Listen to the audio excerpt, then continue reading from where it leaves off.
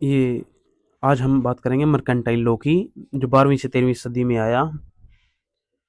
जब ये समुद्री व्यापार बढ़ा तो समुद्री कानून लागू हुआ और ये मर्केंटाइल लॉ है जो एक समुद्री कानून है।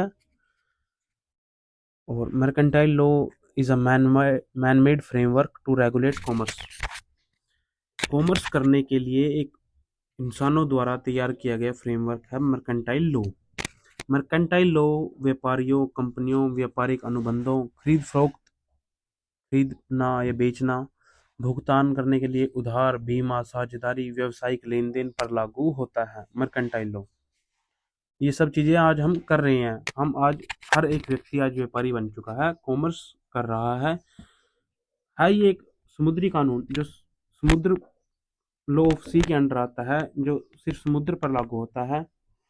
समुद्र में उस समय कॉमर्स होता था, लेकिन आज कॉमर्स हमारी निजी ज़िंदगी में इतना घुस चुका है कि अब ये कानून हमारे ऊपर भी लागू होता है। आम इंसान के निजी जीवन पर नहीं। यही समझना है, दो हो गए, एक नाम और एक जिंदा इकाई। कि ये एक जिंदा प्राणी पर, एक आम इंसान पर ये कानून मर्केंटाइल लॉ लागू नहीं होता, लेकिन ये कानून नाम पर लागू होता है। समझ के ये आपको समझ में आएगा। स्ट्रोमैन अकाउंट, जो स्ट्रोमैन के ऊपर वीडियो बनाई थी, लीगल फिक्शन के ऊपर वीडियो बनाई थी, उसको समझने के बाद ये बात समझ में आएगी कि ये मैं क्या बोल रहा हूँ, कि आम इंसान के ऊपर लागू नहीं होगा, जिंदा प्राणी के ऊपर ये कानून लागू नहीं होगा, लेकिन ये नाम पर लागू होगा। अगर मेरा कोई नाम है तो ये कानून मेरे ऊपर भी लागू होगा। अगर मैं एक जिंदा प्राणी हूँ तो ये मेरे ऊपर ये कानून लागू नहीं होगा। इसी बात को समझना है अच्छे से कि इस वीडियो के द्वारा इन जो मैंने अभी लाइनें बोली, मैं इसमें क्या बोलना चाह रहा हूँ। मर्केंटाइल लॉ के जो मुख्य हिस्से हैं वो हैं contract law, sale of goods, negotiable instrument. Negotiable instrument हमारा बर्थ सर्टिफिकेट भी है। Partnership law, company corporate law, insurance law. कहीं भी इसमें ये नहीं है कि ये जिंदा प्राणी का कानून है। ये कॉन्ट्रैक्ट लॉ है, sale of goods, negotiable instrument, partnership law, company corporate law, insurance law. जब हमारा नाम है, अगर कोई कोर्ट में मजिस्ट्रेट या कोई पुलिस वाला हमसे पूछता है क्या नाम है भाई तेरा, हम बोलते हैं मेरा नाम भाई कोई भी नाम राम सिंह अल्लाह है, तो तभी मेरे ऊपर ये कानून लागू हो गया।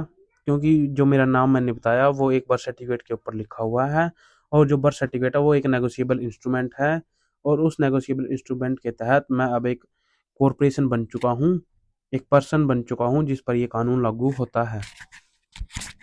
दोबारा उसी बात पर आते हैं। व्यापार में विश्वास बढ़ाने, धोखाधड़ी को रोकने और लेन देन को बाध्य लागू करने के लिए बनाया गया, और बोला गया कि इसके बिना व्यापार जंगल बन जाता है। और इसके आने के बाद कैसा जंगल खड़ा हुआ है मैं अपनी आंखों से देख पा रहा हूँ। ये धरती जैसे अपने अंतिम सांसों पर हो। Mercantile law not a nature और नॉर अ यूनिवर्स लॉ। ये सिर्फ इकोनॉमिक एक्टिविटी से जुड़ा हुआ है।